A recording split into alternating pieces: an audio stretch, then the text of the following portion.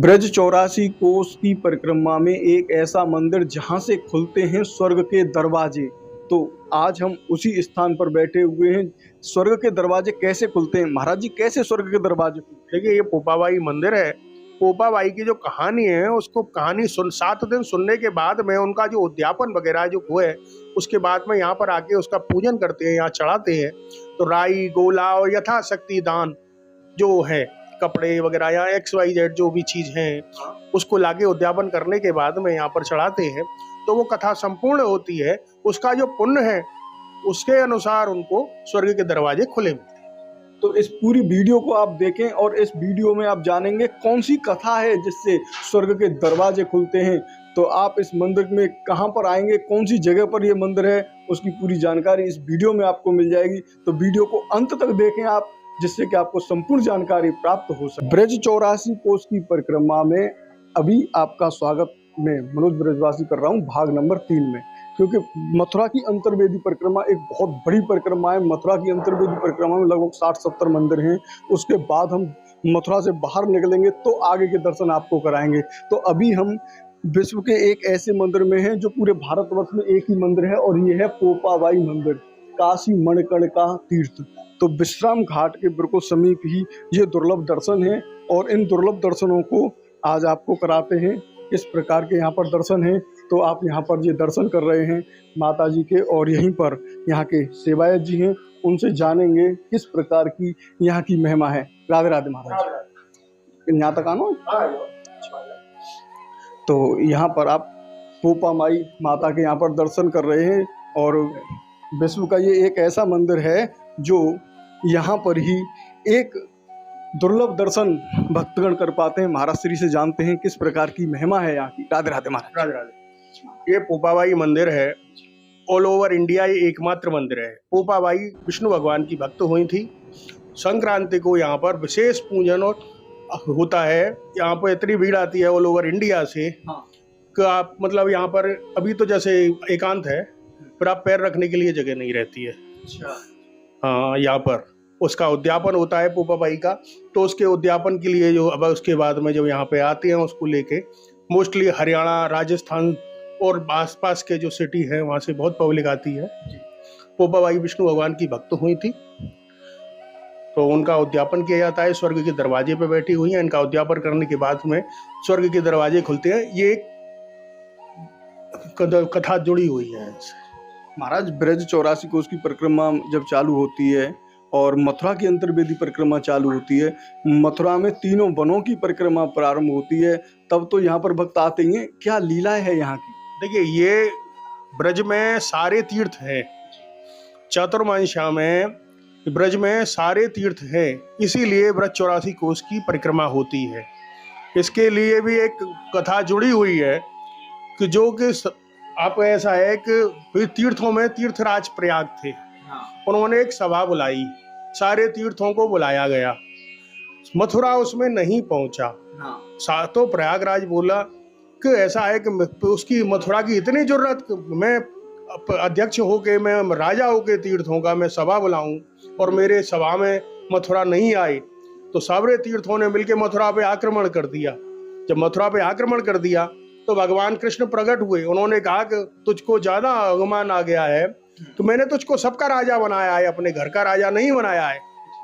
मथुरा ब्रज उनका घर है, तो घर का मैंने तुझको राजा नहीं बनाया है। तो बोले, महाराज मेरा क्या प्रायश्चित है? जो कि आपका प्रायश्चित ये है कि चातुर्मास्या में जितने भी तीर्थ है वो ब्रज में निवास करेंगे।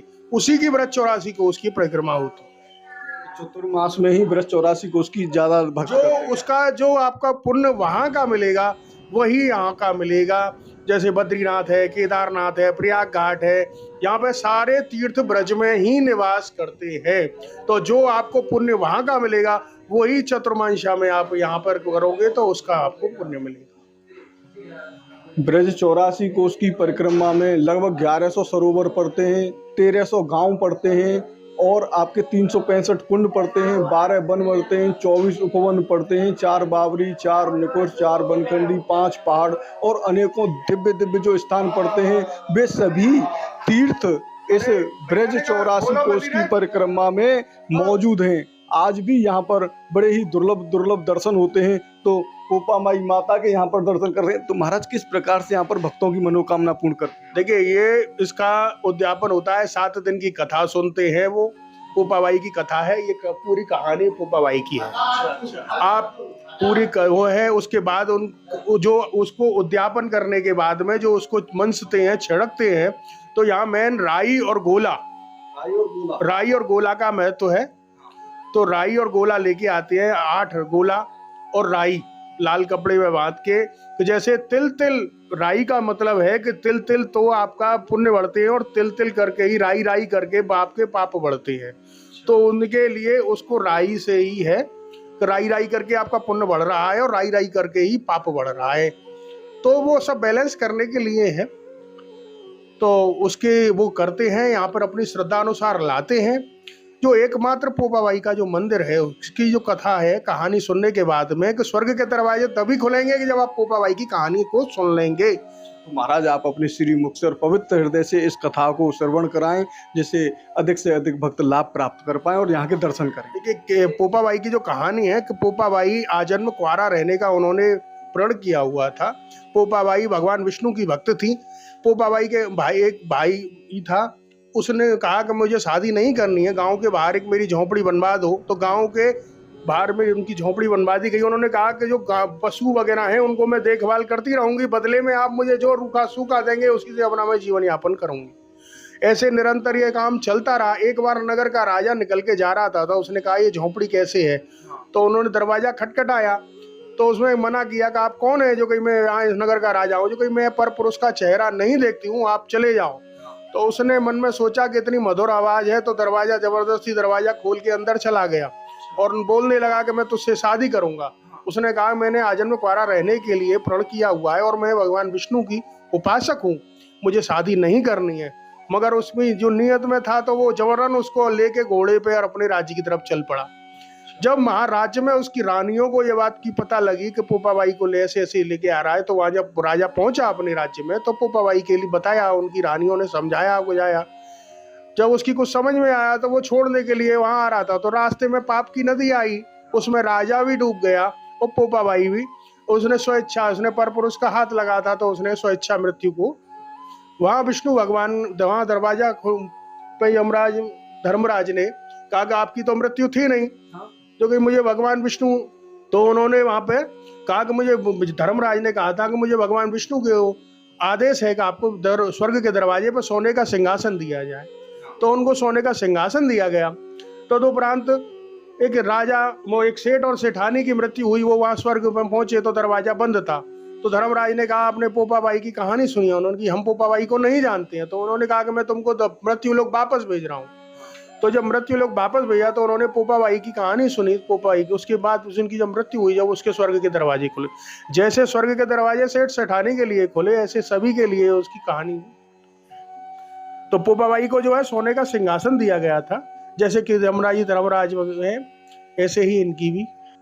तो महाराज जी यहाँ पर भक्त कैसे आ सकते हैं? सबसे सरल आने का रास्ता कौन सा? सबसे सरल रास्ता, मथुरा में आप होली गेट आइए, होली गेट से आप विश्राम घाट आइए।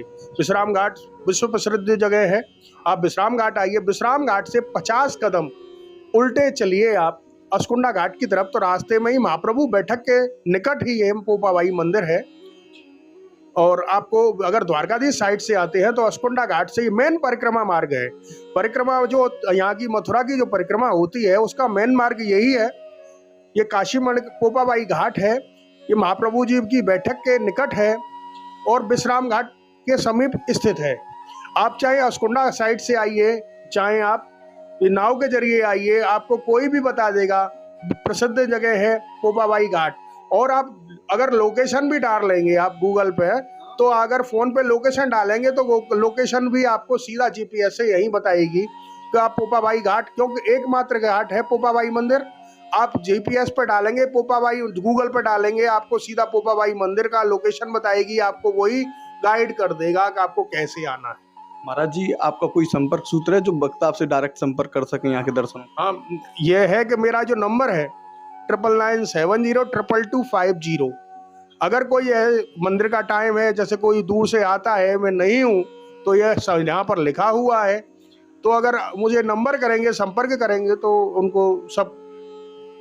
महाराज जी का नंबर यहाँ पर आप देख रहे हैं, राजेश चतुर्वेदी जी राजू के नाम से आप इस नंबर पे फोन कर सकते हैं, महाराज जी से बातें कर सकते हैं किस प्रकार से यहाँ पर पूजा अर्चना की जाती है। गूगल के पे भी आपका सारे चीज डली हुई है, आप इंस्टाग्राम पे भी डालेंगे पोपाबाई मंदिर तो उस पे पूरा आ जाएगा, और गूगल पे आप डालेंगे कि पोपाबाई मंदिर तो वो सीधा आपको उसी पे सारा लिंक मिल जाएगी, पूरी जानकारी मिल जाएगी आपको।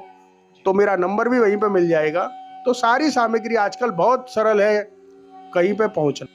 दुर्लभ कथा महाराज जी से आपने सुनी, और आप जब आए मथुरा की परिक्रमा करने के लिए आए या ब्रज 84 कोस की परिक्रमा करने के लिए आए, तीनों वन की परिक्रमा करने के लिए आए, तो यमुना जी के बिल्कुल किनारे ही ये आप स्थान देख रहे हैं, पोपाबाई घाट है। और यहाँ पर आप आके इनके जरूर दर्शन करके आएँ, दर्शनों का लाभ प्राप्त करके जाएं, क्योंकि ऐसे दुर्लभ दर्शन आपको संपूर्ण ब्रज दर्शन चैनल के माध्यम से होते हैं।